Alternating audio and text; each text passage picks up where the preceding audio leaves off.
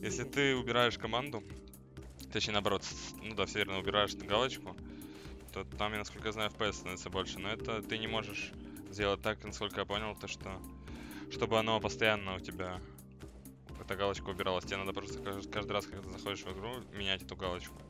А это такой себе расклад.